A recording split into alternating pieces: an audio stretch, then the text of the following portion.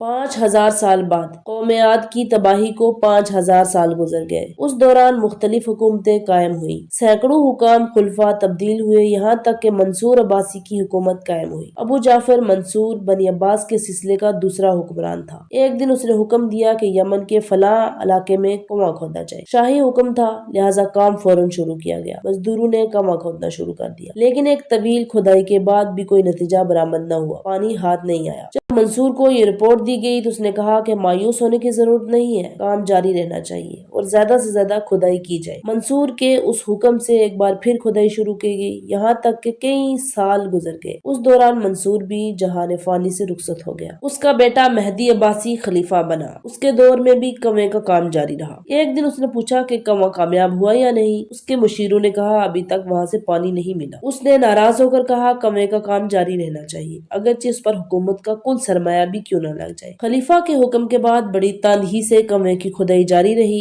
آخرکار ایک چٹان آ گئی۔ کاریگروں نے چٹان کے قریب سوراخ کیا تو اس سوراخ سے تیز ہوا آنے لگی۔ کاریگروں نے 2 مزدور وہاں اتارے اور ان کے ہاتھوں میں رسیاں باندھی۔ ان سے کہا کہ تم وہاں اتر کر دیکھو وہاں کیا ہے، جب تھک جاؤ تو اس رسی کو حرکت دینا، ہم تمہیں اوپر کھینچ لیں گے۔ الغرض مزدور نیچے اترے اور کچھ دیر کے بعد انہوں نے رسی ہلائی اور اوپر والوں نے انہیں اوپر کھینچ لیا اور ان سے پوچھا کہ تم نے کنویں میں کیا دیکھا؟ مزدوروں نے کہا ہم نے وہاں خدا کا عظیم راز دیکھا۔ جب ہم چٹان کے نیچے گئے تو اندر مرد اور عورتیں بیٹھے ہوئے تھے، لیکن وہ پتھر کے بن چکے تھے۔ ان کے جسم پر لباس بھی تھا۔ جب ہم نے ان کے لباس کو ہاتھ لگایا تو وہ بالکل گلا ہوا تھا اور ریزہ ریزہ ہونے لگا۔ اندر گر اور گرو کا سامان بھی موجود ہے۔ پتھر کے انسان بیٹھے ہوئے ہیں، کچھ لیٹے ہوئے ہیں، کچھ ٹیک لگائے بیٹھے ہیں۔ مہدی عباسی کو اس کی اطلاع دی گئی۔ اس اپنے دور کے علماء کو جمع کیا اور اس سے پوچھا گیا یہ خدا کا کیا راز ہے؟ تمام علماء نے اپنی ناواقفیت کا اظہار کیا۔ آخرکار مہدی عباسی نے امام موسیٰ کاظم علیہ السلام کو مدینہ سے اپنے ہاں بلایا۔ جب آپ تشریف لائے تو خلیفہ نے ان کے سامنے کنویں کا تفصیل سے ذکر کیا اور کہا کہ آپ بتائیں یہ خدا کا کیا راز ہے؟ یہ سن کر آپ کچھ دیر وہاں روتے رہے، پھر آپ نے فرمایا یہ اصحاب عاد کی باقیات ہیں، اللہ تعالیٰ کا ان پر عذاب نازل ہوا، وہ اپنے گھروں میں مر گئے تھے۔ یہ اصحاب احقاف ہیں، یعنی یہ وہ ہیں جن پر ریت کا طوفان آیا اور وہ پھنس کر ہلاک ہو گئے۔